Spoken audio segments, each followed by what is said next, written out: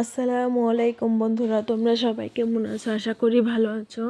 তোমাদের সাথে নতুন একটি ভিডিও শেয়ার করতে চলে আসলাম।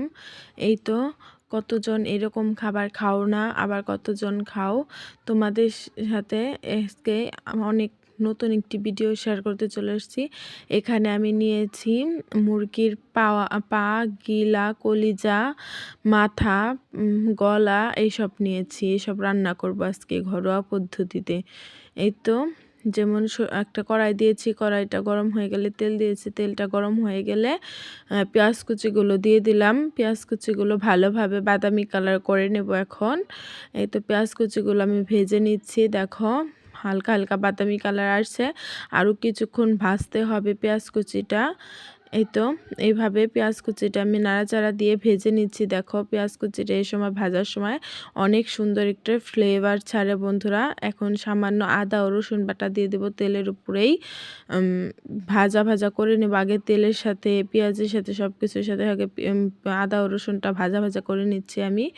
এই তো, এখানে এই সময় একটা ফ্লেভার দেয়, সেই ফ্লেভারটাও অনেক সুন্দর হয় বন্ধুরা। এই তো, এখানে আমি সামান্য পরিমাপের পানি দিয়ে দিলাম। পানিটা ভালোভাবে চার সাইড দিয়ে সেট করে নিয়েছি। চার সাইড থেকে মশলাগুলো নামিয়ে পানিটা সেট করে নিয়েছি বন্ধুরা, তোমরা দেখতে পাচ্ছ। এরপর মশলা দিয়ে দেবো, এরপর লবণ দিয়ে দিলাম, হলুদের ফাঁকি দিয়ে দিলাম, এরপর শুকনো মরিচের গুঁড়ো দিয়ে দিলাম, এরপর জিরা গুঁড়া দিয়ে দেবো, সজের গুঁড়া দিয়ে দিলাম, এরপর এলাচ ও দারচিনি ও লবঙ্গ দিব কিছুটা। একটা লবঙ্গ দিব, 2-3টা এলাচ দিব, সামান্য দারচিনি দিব। এরপর কাঁচামরিচ দিয়ে দিয়েছি কুচি, কাঁচামরিচ কুচি বেশি করেই দেব। এই মুরগির হাত পা কলিজা রান্না করলে বেশি করে কাঁচামরিচ দিলে ঝাল ঝাল হলে বেশি মজা লাগে। এই তো মশলাটা আমি কষিয়ে নিচ্ছি, দেখো বন্ধুরা কত সুন্দর হয়েছে মশলাটা কষানো, মাশাল্লাহ। এই তো, এখন আমি ভালোভাবে মশলাটা কষানো হয়ে গেলে দিয়ে দিব হাত পাগুলো। এই তো পা আর গিলা কলিজাগুলো দিয়ে দিয়েছি আমি। এখন ভালোভাবে সামান্য একটু পানি দিয়ে দিব, পানি দিয়ে ভালোভাবে দীর্ঘ সময় নিয়ে কষাবো। প্রায় 7-8 মিনিটের মতো আমি কষিয়ে নিয়েছি এভাবে করে। এখন সামান্য একটু পরিমাপের পানি দিয়ে দিব। এই তো, এখানে আমি ভালোভাবে করে কষিয়ে নিব, যেহেতু পোলট্রি মুরগি ফ্লেভার করবে, তার উপরে আবার গিলা কলিজা। তোমরা এইভাবে রান্না করে খেয়ে দেখো বন্ধুরা, কোনো ফ্লেভার আসবে না, পোলট্রি মুরগির সুন্দর একটি রান্না হবে।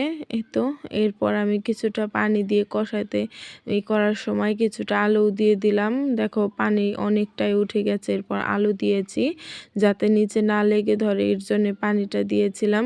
এরপর বারবার করে নাড়াচাড়া দিতে হবে, না হলে নিচে লেগে ধরবে, যেহেতু মশলা আগে কষিয়ে নিয়েছি এর জন্য নিচে ধরতে পারে। সবসময় ইতেই থাকতে হবে বন্ধুরা। এই তো, আমি নাড়াচাড়া করে নিচ্ছি বন্ধুরা। দেখো আমার এটা কষানো হয়ে গেছে প্রায়, তোমরা দেখেই হয়তো বুঝতে পারছো মুরগির গিলা কলিজাগুলো কষানো হয়ে গেছে।